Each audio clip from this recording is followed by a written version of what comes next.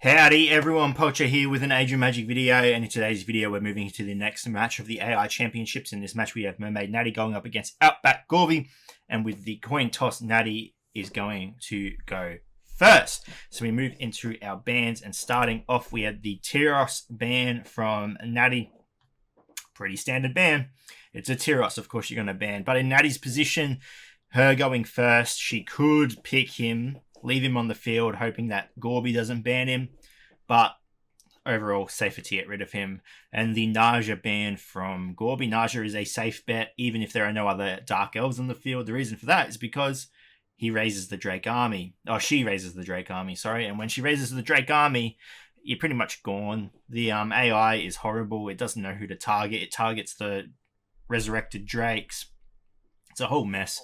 Then we've got the Rock ban from Nat. Good ban. You do not want a Rock on anyone's team because Rock is just a nuisance. And we've got the Lucky. So two players banning two rat-like characters, and both of them are quite a pain if the enemy gets them. Rock with his freeze, Lucky with her resurrect and healing. Safer to get rid of him. Then we have the Argon and the Phoenix. Argon, he is quite dangerous. He does a lot of damage. If he can kill an enemy with a special ability, he gets another turn. So you definitely don't want him on the enemy team, especially because of the design of the teams.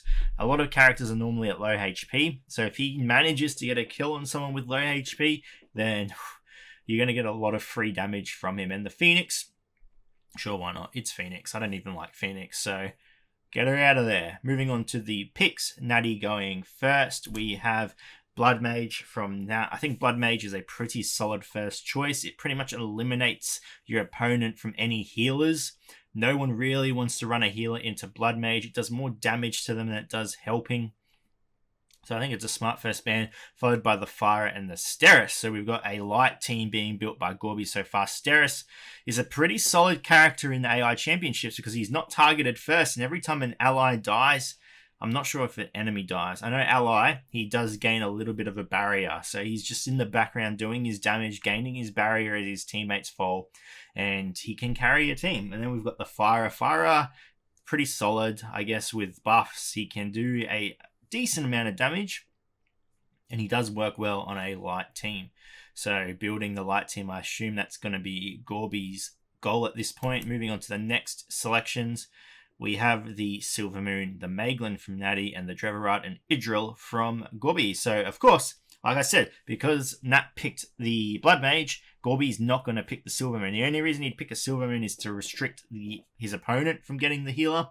But chose not to do that, giving Silver Moon to Natty. So now she's got the anti-healer, and now she has the Silver Moon as well. Silver Moon's going to do a lot of work. The invulnerability, the healing. We've got Maeglin who can hide, guaranteed crit, a fair bit of damage. Then we got the Drevarad. Now, Drevarad's a pretty decent tank, but that's when he's with Cathbad. How he plays by himself, he still should be pretty decent. He's just going to be really slow. We've got the Idril who can apply a fair amount of debuffs to the enemy. Reduce attack, I'm pretty sure is one of them. She can put enemies to sleep, so there's a whole bunch of nuisance that she can do.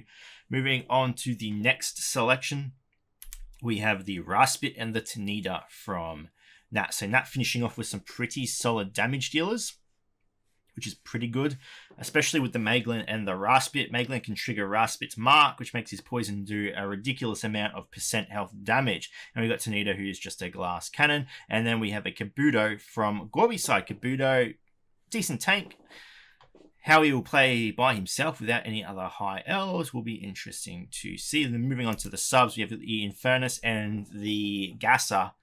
So the Infernus, I think, is a decent choice. He does a lot of damage. He can apply dots. So yeah, and then they got the Gasser. Gasser probably one of the weaker characters on the field. I don't know who else you've got at this point. I've got your Goblin King. You've got, who are the final two? And Drake. Drake doesn't really offer anything unless you've got Dark Elves on the team. So Drake, interesting. Yeah, not going to pick Drake and Gasser. I guess Gasser is really the only viable choice at this point. Pretty interesting teams on both sides. I think both of them thought quite well on what they were picking and why they wanted to pick it. If anything I said was right, if maybe they have their own reasons, but who knows. Anyway, we'll jump into the arena. We'll see what happens in their battle.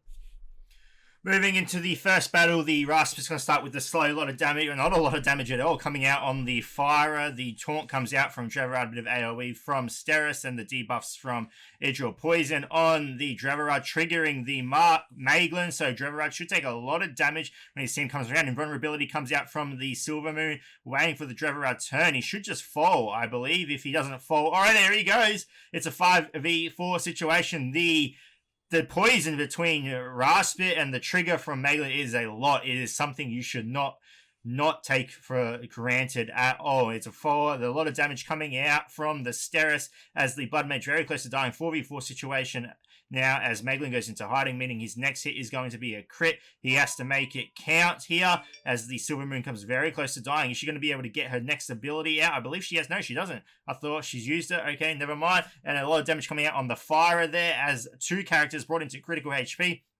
Silver Moon very close to dying. Idril still hanging in there, barely. Few characters put to sleep. If the Fire can be taken out, that will be very good for Natty. As Silver Moon still hanging in there. Finally, there we go. 3v3 situation, 3v2 situation as the Steris just keeps pummeling away. They need to take out the Kabuto. He's in critical HP, making it a 3v1 situation if he can. Steris falling into critical HP there. The build barrier on Steris is going to make any difference. It's not, as the first point does go to Natty. A very, very close first battle. We'll take the battle over to the contestants. They'll be able to decide what they want to do with their subs. If they want to sub in, sub out, whatever. It's up to them. But the first point is going to go to Natty. Moving into the next battle, Gorby has taken out his Kabuto and put in Gasser, who's going to increase magic damage against a specific target. So hopefully that's enough to make a difference. Battle starting out pretty much the same. The taunt from the Dreverad is out. Once the Maeglin gets a hit off, he's going to trigger that mark and a lot of damage. The hits on the Silver Moon coming out, her invulnerability comes out, gets rid of some debuffs as well. Very, very powerful. There's the trigger on the Dreverad. He will die when his turn comes around. There is a 4v5 situation. Lots of damage coming out from the Firer. But the Silver Moon's heal comes out next, which is going to give Nat a bit more life in this battle as the hits on the enemy Idril are coming out. Now the anti-healing is up. Doesn't really make much of a difference. There is no healing on the team. And then the Maeglin goes into hiding, guaranteeing a crit. The Silver Moon is taken into critical HP. If they can kill her, oh, unfortunately they cannot. She hangs on by just a thread. She should get some life back when her turn. Yeah, there's a bit of life back. And Idril goes into critical HP, hidden by the gas of the enemies. Are going to have to attack the enemy Steris now. They need to take out Silver Moon. They can't afford her to do anything. But Natty's team is in pretty good shape. Even if they lose Silver Moon, the Steris now falls. It is a 3v4 situation as Silver Moon finally falls along with Fire, giving it a 2v4 situation. Natty's team in really good shape at the moment, and Gasser the final character to be left on the field, and he falls, giving the second point to Nat. Nat taking both points, eliminating Gorby from the competition. Unfortunately, Gorby has done a tremendous amount of work up to this point. Even then, his team, I think, was as best constructed as it could be for this battle. I don't think he could have done anything different. But we'll head over, look at the leaderboards where everyone is at, and move on from there. So here we have it, ladies and gentlemen. Team 14, Outback Gorby, eliminated from the competition. Team 3, Mermaid Natty, moving on to the semi-finals. Her opponent still yet to be chosen. That battle will be coming up next. But in our semi-finals, we have... who do we have? Team 23, Buglord Kelpie. Team 11, Poolboy Mark Kendall, going up in the first match for the semi-finals. And then they will have a finalist from there. And yeah, still yet to be decided on the next round. So getting very close to the end now. If you are still if your bet is still valid, if you have bet on one of these players, then your prize is coming up shortly. You have a chance. You're still in there. You pretty much have a 25% chance of getting the prize now. So well done. Well done to you. Anyway, ladies and gentlemen, thank you so much for watching. If you have any questions, feel free to leave a comment below. I will answer it to the best of my ability. And wherever you're around the world, until next time, please take care of yourself.